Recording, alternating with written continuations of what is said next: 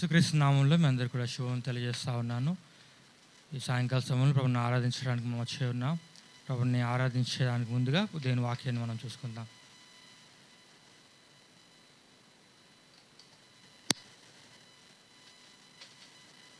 దేవుని వాక్యంలో నుండి కొరింథీయులకు రాసిన మొదటి పత్రిక 15వ అధ్యాయం 10వ వచనం.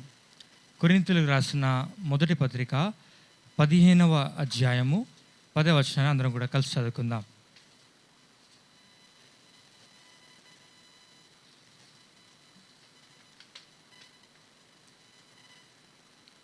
అయినను నేనేమై ఉన్నానో అది దేవుని కృప వలనే అయి ఉన్నాను, మరియు నాకు అనుగ్రహింపబడిన ఆయన కృప నిష్ఫలము కాలేదు. కానీ వారందరికంటే నేను ఎక్కువగా ప్రయాసపడినది నేను కాదు, నాకు తోడై ఉన్న దేవుని కృపయే. అందరూ కలిసి మరొకసారి చదువుకుందాం. కొరింథీయులకు రాసిన మొదటి పత్రిక 15వ అధ్యాయము 10వ వచనం. అందరూ కలిసి చదువుకుందాం బిగ్గరగా. అయినను నేనేమై ఉన్నానో అది దేవుని కృప వలననే అయి ఉన్నాను, మరియు నాకు అనుగ్రహింపబడిన ఆయన కృప నిష్ఫలము కాలేదు. కానీ వారందరికంటే నేను ఎక్కువగా ప్రయాసపడుతుందని నేను కాదు, నాకు తోడై ఉన్న దేవుని కృపయే. అలాగే మత్తయి సువార్త 2వ అధ్యాయము మొదటి 2 వచనాలు చదువుకుంటాం. మత్తయి సువార్త 2వ అధ్యాయము మొదటి 2 వచనాలు.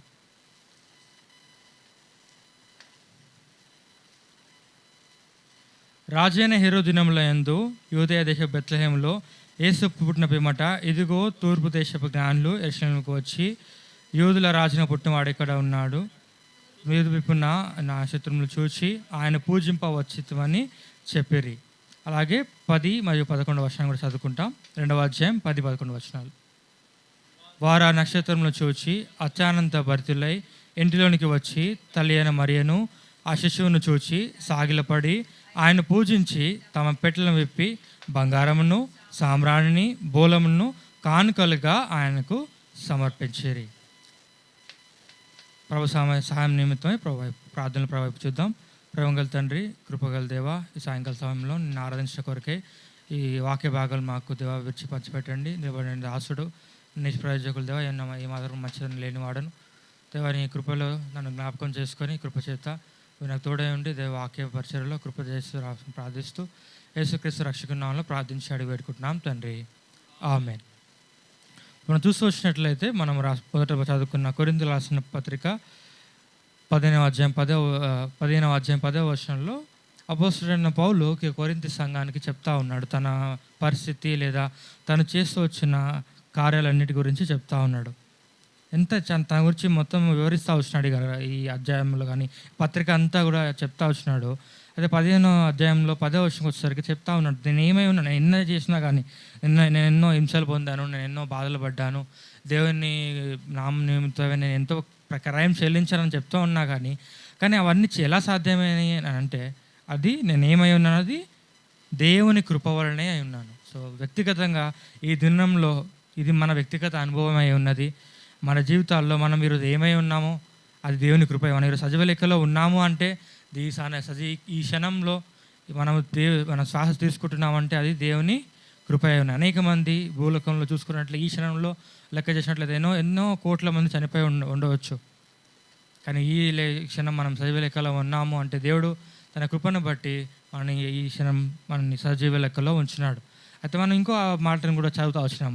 మామూలుగా మత్తయి సువార్త 2వ అధ్యాయము మరి 2 వచనాలు కానీ 10-11 వచనాలు కానీ క్రిస్మస్ సమయంలో చదువుతూ ఉంటారు ఈ మాటలన్నింటినీ కూడా. కానీ ఈ సమయంలో మనం ఆరాధించే దాని గురించి దాన్ని చూస్తూ ఉన్నాం.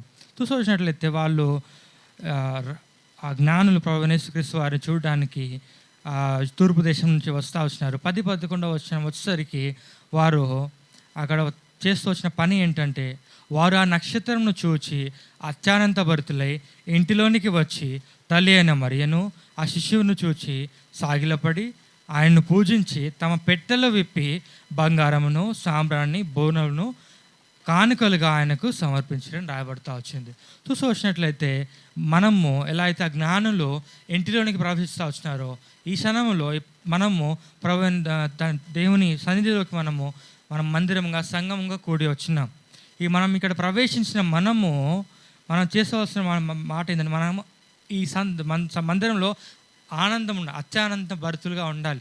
మన జీవితంలో ఎన్ని కష్టాలున్నా పరిస్థితులు ఉండవచ్చు, మన బయటికి వెళ్తే ఎన్నో మన పరిస్థితులు ఉండవచ్చు, కానీ దేవుని మందిరంలోకి వచ్చినప్పుడు దేవుని సన్నిధిని మనము ఆనందించేవారుగా, దేవుని సన్నిధిని బట్టి అత్యానంద భరితులుగా అవుతూ ఉండాలి. అలాగే మనము దేవుని చూసేవారుగా ఉండాలి. అలాగే ఆయనకు సాగిలపడి ఆయన ఆరాధించేవారుగా, ఆయన పూజించేవారుగా, మన హృదయం అనే పెట్టెను విప్పి మనము మాటల ద్వారా దేవుని ఆరాధించేవారుగా ఉండాలి. ఆరాధించడానికి ప్రభువు మన జీవితాలు చేస్తూ వచ్చిన కొన్ని మేళ్లను మనం చూసుకొని ఆరాధనలో ప్రవేశిస్తాం. రండి, ఎఫెసీయులకు రాసిన పత్రిక 2వ అధ్యాయము 13వ వచనం అందరూ కూడా కలిసి చదువుకుందాం. ఎఫెసీయులకు రాసిన పత్రిక 2వ అధ్యాయము 13వ వచనం. అయినను మునుపు దూరస్తులైన మీరు ఇప్పుడు క్రీస్తు యేసునందు క్రీస్తు రక్తం వలన సమీపస్తులై ఉన్నారు. చూసొచ్చినట్లయితే మొట్టమొదటి మేలు మనకు కనిపిస్తున్నట్లే, మనము మునుపు దూరస్థలమై ఉన్నాము. మునుపు మన జీవితం ఏంటంటే దేవునికి దూరస్థలమై ఉన్నాము. 12వ వచనంలో చూస్తూ వచ్చినట్లయితే మన స్థితి ఏంటంటే ఆ కాలం 11వ వచనం నుంచి ఇంకా స్పష్టంగా రాస్తూ ఉన్నాడు. కాబట్టి మునుపు శరీర విషయంలో అన్యజనులై ఉండి శరీరమందు చేతితో చేయబడిన సున్నతి గలవారు అనబడిన వారి చేత సున్నతి లేనబడిన వారైన మీరు ఆ కాలమందు ఇజ్రాయేలుతో సహపౌరులు కాక పరదేశులను, వాగ్దాన నిబంధన లేని పరజనులను, నిరీక్షణ లేని వారును, లోకమందు దేవుడు లేని వాడై ఉండి క్రీస్తుకు దూరస్తులై ఉంటారని మీరు జ్ఞాపకము చేసుకొనుడి. ఈ మాట మనకు కూడా మనకు కూడా జ్ఞాపకం చేసుకోవాలి. మనం నిజంగా కాలమందు ఒక దినము, ఒక పరిస్థితి లేదా కొన్ని సంవత్సరాల మునుపు లేదా మన జీవితము రక్షించబడ మునుపు మన పరిస్థితి ఇలాగే ఉండను. ఆ కాలం ముందు లేదా రక్షింపబడక ముందు మనకు ఈ వాగ్దాన నిబంధనలు లేవు, నిరీక్షణ లేదు. ఈ లోకంలో మనకు దేవుడు లేడు. అలాంటి మన పరిస్థితిని దేవుడు మార్చిన వాడుగా ఉన్నాడు. ఆయనను మునుపు దూరస్తులైన మీరు ఇప్పుడు క్రీస్తు యేసునందు క్రీస్తు రక్తం వలన సమీపస్తులై ఉన్నారు అని చెప్తా ఉన్నాడు. యేసు క్రీస్తు వారు తన కృప చేత ఆయన రక్తమును కార్చి మరి దూరస్తులైన మనల్ని తనకు సమీపస్తులుగా, తన సొంత వారిగా, తన ఇంటి వారిగా, వాగ్దాన నిబంధనలకు మనల్ని పాత్రలుగా, నిరీక్షణలకు పాత్రలుగా మనం చేస్తూ వచ్చినాడు. అందుని బట్టి ప్రభువును మనము ఆరాధించబద్ధులమై ఉన్నాం. అలాగే పేతురు రాసిన మొదటి పత్రిక 2వ అధ్యాయం 10వ వచనంలో మరొక మాట అంటా ఉన్నాడు.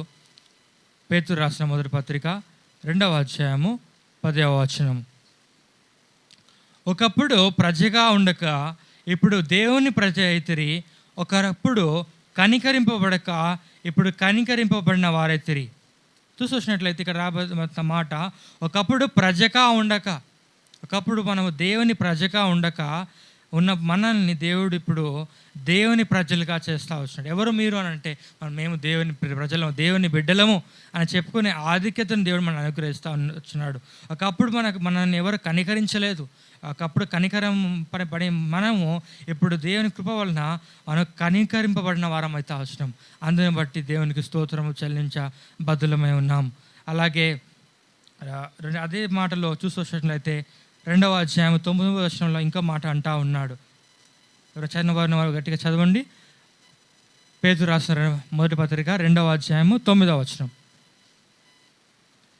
అయితే మీరు చీకటిలో నుండి ఆశ్చర్యకరమైన తన వెలుగులోనికి మిమ్మల్ని పిలిచిన వాని గుణాతిశయంలో ప్రచురం చేయ నిమిత్తమును, ఏర్పరచబడిన వంశమును, రాజులని యాజక సమూహమును, పరిశుద్ధ జనమును, దేవుని సొత్తైన ప్రజలునై ఉన్నారు. ఒకప్పుడు మన స్థితి ఇది కాదు. ఒకప్పుడు మనం దేవుని ప్రజలము కాదు, దేవుని ప్రజలుగా పిలవడిన వారం కాదు. కానీ ఇప్పుడైతే దేవుని ప్రజలుగా పిలవడుతున్నాం. ఒకప్పుడు మన జీవితము చీకటిలో ఉండను. చీకటిలో ఉన్న మనల్ని ఆశ్చర్యకరమైన దేవుని వెలుగు, తన వెలుగులోనికి మన ప్రభువైన యేసు క్రీస్తు వారిని పిలుస్తూ వచ్చినాడు. తన గుణాతిశయములను ప్రాచుర్యము చేయ నిమిత్తం అనగా తన గుణం ఏంది, మన దేవుడు తన గుణమును బట్టి తను మన జీవితాలు చేస్తూ వచ్చిన మేళ్లను ప్రచురం చేస్తూ రావాలి. మన నోటి ద్వారా ఆరాధించి మనము బలించే ఆ మాటల ద్వారా దేవుని ఆరాధిస్తూ రావాలి. మన జీవితంలో దేవుడు చేసిన మేళ్లను ప్రచురం చేయు నిమిత్తము దేవుడు మనల్ని తన కృప చేత ఏర్పరచుకుంటా వచ్చినాడు. మునుపు దూరస్థులమైన మనల్ని క్రీస్తు యేసునందు ఇప్పుడు సమీపస్తులుగా చేస్తూ వచ్చినాడు. అందును బట్టి దేవుని మనను స్తుతించారు. రెండవదిగా, ఒకప్పుడు దేవుని ప్రజలుగా లేము, మనం ఒక ప్రజగా లేము, కానీ ఇప్పుడు దేవుని ప్రజలుగా, దేవుని సొత్తైన ప్రజలుగా మనం ఉంటా ఉన్నాము. దాన్ని బట్టి దేవుని ప్రభుని మనం ఆరాధించే బద్దులమై ఉన్నాం. అలాగే రండి, మూడవ మాటగా ఒక మాటను చూసుకొని మనం ఆరాధనలో ప్రవేశిస్తాం. కొరింథీయులకు రాసిన 2వ పత్రిక 6వ అధ్యాయము 16వ వచనం నుండి 18వ వచనం వరకు అందులో కలిసి చదువుకుందాం. కొరింథీయులకు రాసిన 2వ పత్రిక 6వ అధ్యాయము 16వ వచనం నుండి 18వ వచనం వరకు అందరం కూడా కలిసి చదువుకుందాం. దేవుని ఆలయమునకు విగ్రహములతో ఏమి పొందిక, మనము జీవము గల దేవుని ఆలయమే ఉన్నాము. అందుకు దేవుడిలా సెలవిచ్చున్నాను, నేను వారిలో నివసించి సంచరింతును, నేను వారి దేవుడినై యుందును, వారు నా ప్రజలై యుందురు. కావున మీరు వారి మధ్య నుండి బయలువెడలి ప్రత్యేకముగా ఉండుడి, అపవిత్రమైన దాన్ని ముట్టకుడని ప్రభువు చెప్పుచున్నాడు. మరియు నేను మిమ్మల్ని చేర్చుకొందును, మీకు తండ్రినై ఉందును, మీరు నాకు కుమారులను కుమార్తెలై ఉందురని సర్వశక్తి గల ప్రభువు చెప్పుచున్నాడు. చూసినట్లయితే ఇక్కడ మనకు 2-3 మాటలు మనం చూడగలం. 16వ వచనం నుండి 18వ వచనం వరకు మనకు 2-3 మాటలు మనం చూడగలం. చూసినట్లయితే మనము జీవము గల దేవుని ఆలయమై ఉన్నాం. మనమే దేవుని ఆలయమై ఉన్నాం. దేవుడు మనలో నివసించాలని, దేవుడు మనలో సంచరించాలని దేవుడు కోరుతూ ఉన్నాడు. మన అలా ఎందుకంటే దేవుడు నేను వారిలో నివసించి సంచరించును, నేను వాడి దేవుడినై ఉందును, వారు నా ప్రజలై ఉందురు అని చెప్తా ఉన్నాడు. అలాగే చూసినట్లయితే 3వ మాట చెప్తా ఉన్నాడు, మరియు నేను మిమ్మల్ని చేర్చుకుందును, మీకు తండ్రినై ఉందును, మీరు నాకు కుమారులను కుమార్తెలై ఉండు అని చెప్తా ఉన్నాడు. ఒకప్పుడు మనం దూరస్తులైన మనల్ని దేవుడు తన రక్తం వలన మనల్ని సమీపస్తులుగా చేస్తూ వచ్చినాడు. అంతే మాత్రం కాకుండా దేవుని ప్రజలుగా, దేవుని సొత్తైన ప్రజలుగా చేస్తూ వచ్చినాడు. మూడవదిగా, ఆయన మనకు తండ్రి అయి తనకు కుమారులుగాను కుమార్తెలుగాను స్వీకరిస్తూ వచ్చినాడు. అందును బట్టి ప్రభువు మనము ఆరాధించే బద్దులమై ఉన్నాం. ఈ విషయాలు మనం జ్ఞాపకం చేసుకొని, హృదయమాన ప్రభు చేస్తూ వచ్చిన మేలులను మనం జ్ఞాపకం చేసుకొని క్లుప్తంగా ప్రభుని ఆరాధిస్తాం.